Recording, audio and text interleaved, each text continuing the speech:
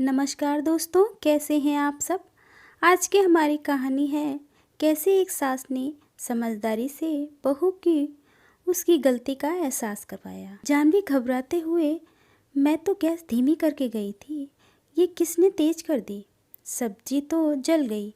जानवी का चेहरा रोने जैसा हो गया। उसने बड़े मन से सब्जी बनाई थी पर सारी जल गई। तो वह दूसरी सब्जी बनाने जा रही थी कि सविता जी की आवाज़ कानों में पड़ी। जानवी, खाना लगा दो, मुझे भूख लग रही है। डायबिटीज़ की दवा ले ली है और अब खाना ज़रूरी है। जानवी का चेहरा सफ़ेद पड़ गया। वह सहमत होते हुए बोली, मम्मी जी, सब्जी तो जल गई है। मैं आपको सुबह की सब्जी और थोड़ा सा प्याज दे देती हूँ ताकि आप समय पर खाना खा सकें। सविता जी कुछ बोलने वाली थी कि तभी बड़ी बहू रानी आ गई। ये क्या कर दिया तुमने, सब्जी जला दी। इतनी महंगाई में तुम कैसे खाना बर्बाद कर सकती हो। ध्यान कहाँ रहता है तुम्हारा। अभी तक ठीक से घर भी संभालना नहीं सीखी और नुकसान करना शुरू कर दिया। मम्मी जी, आप ही कुछ कहिए। रानी चाहती थी कि उसकी सास घर की छोटी बहू को डांटे।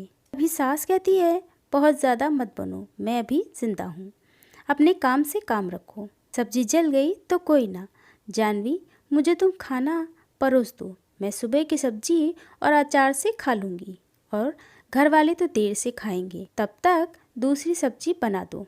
सविता जी की बात सुनकर रानी चौंक गई। वह तो चाहती थी कि नई बहू जानवी को डांट पड़े। वह जब बालकनी में कपड़े लेने गई थी तब उसी ने गैस तेज कर दी थी, जिससे सारी सब्जी जल गई। जब से जानवी घर में आई थी तब से रानी को लगता था कि उसकी कदर कम हो गई है। वह भी 5 सालों से घर संभाल रही थी। जानवी को आए हुए अभी 2 महीने भी नहीं हुए और सारे घर वाले उसका ही गुणगान करते हैं। तो वह जल बुन रही थी। वह कोशिश कर रही थी कि किसी भी तरह से बस परिवार वालों के सामने जानवी को नीचा दिखा दे।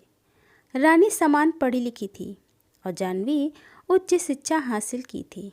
जानवी रानी से ज़्यादा समझदार और आज्ञाकारी थी। उसने ससुराल आते ही सबका दिल जीत लिया था। वह सबके काम मुस्कुरा कर देती। परिवार में सास ससुर के खाने से लेकर दवाई तक का बड़ा ध्यान रखती थी और आनंद के कॉलेज की पढ़ाई के लिए नोट्स भी बनवा देती थी। रसोई के काम में जानवी इतनी चतुर नहीं थी, पर वह किसी काम के लिए मना नहीं करती थी। कोशिश करके काम कर ही लेती थी। रानी को यही बात चुभती थी कि सब जानवी की तारीफ करते थे और उसी के गुणगान करते थे, जैसे उसने तो कभी घर वालों के लिए कुछ किया ही नहीं। रानी की 3 साल की बेटी भी है। उसके लालन पालन में व्यस्त रहती थी। तो जानवी ने भी कहा, भाभी आप गुड़िया को संभाल लीजिए, बाकी काम मैं कर लूँगी। रानी अपनी बिटिया को खिलाने पिलाने में लगी रहती और जानवी धीरे धीरे घर संभालना और सबकी चहेती बन गई। यह देखकर रानी को उससे जलन होने लगी। एक दिन जानवी ने कपड़े सुखाने डाले तो उसमें सविता जी की सफ़ेद साड़ी भी थी। वह सविता जी की सबसे पसंदीदा साड़ी थी। रानी चुपके से बालकनी में गई और उसने साड़ी पर लगी कपड़े की पिन हटा दी और कमरे में आ गई। थोड़ी देर बाद घर की घंटी बजी। नीचे सफाई करने वाली साड़ी घर में देकर गई, जो सड़क पर जाकर गिरी थी और सड़क की गंदगी साड़ी पर लग चुकी थी। यह देखकर रानी फिर से चिल्लाई, जानवी ये तुमने क्या कर दिया।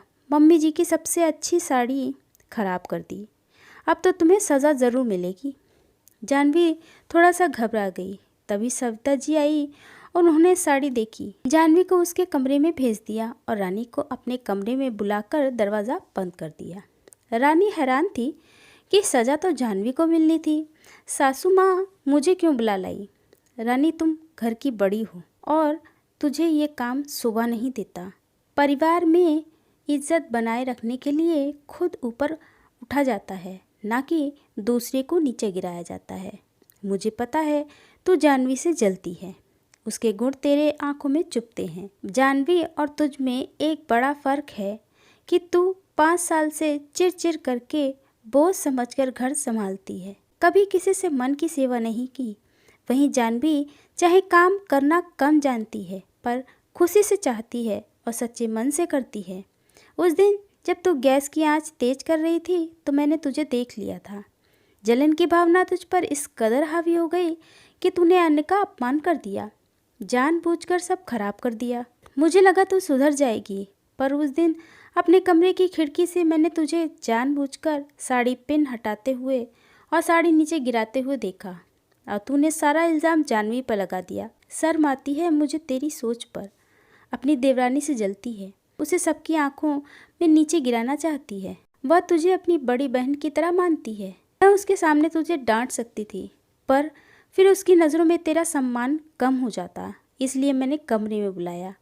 परिवार के सदस्यों में आपस में जलन की भावना हो तो परिवार में प्रेम बना नहीं रहता, वह घर बिखर कर रह जाता है। तुम दोनों को मिलकर घर संभालना है। इस तरह मेरे दोनों बेटे मिलकर दुकान संभालते हैं, उसी तरह तुम घर मिलकर नहीं संभाल सकती हो। वह तुझे अपनी बड़ी बहन समझती है, तो क्या तू उसे छोटी बहन नहीं समझ सकती? अच्छी भावना से शुरुआत करोगी तो सब अच्छा ही होगा। वह तेरा काम भी कर लेगी ताकि गुड़िया की अच्छे से देखभाल कर सके। फिर भी तुम मुझसे जलती हो, यह तो बहुत ही गलत भावना है। अपनी सासू माँ की बात सुनकर रानी का चेहरा फीका पड़ गया। उसने माफ़ी मांग ली और कहा वह फिर ऐसा कभी नहीं करेगी। रोज जानवी की तारीफ होती थी, अपने आप को असुरक्षित महसूस करने लगी थी, पर अब ऐसा नहीं होगा। कमरे से निकलकर रानी की सोच बदल गई थी। जलन की भावना प्यार की भावना में बदल गई थी और अब जानवी को मन से छोटी बहन मानने लगी थी। सरिता जी की समझदारी से देवरानी और जेठानी मिलकर प्यार से घर चलाने लगे थे। आशा करती हूँ दोस्तों आपको हमारी कहानी ज़रूर अच्छी लगी होगी। अगर कहानी आपको पसंद आई हो तो शेयर और लाइक ज़रूर करिएगा और हमारे चैनल को सब्सक्राइब नहीं किया है तो अभी कर लीजिए। तो मिलते हैं एक नई कहानी के साथ, तब तक स्वस्थ रहें, मस्त रहें। धन्यवाद।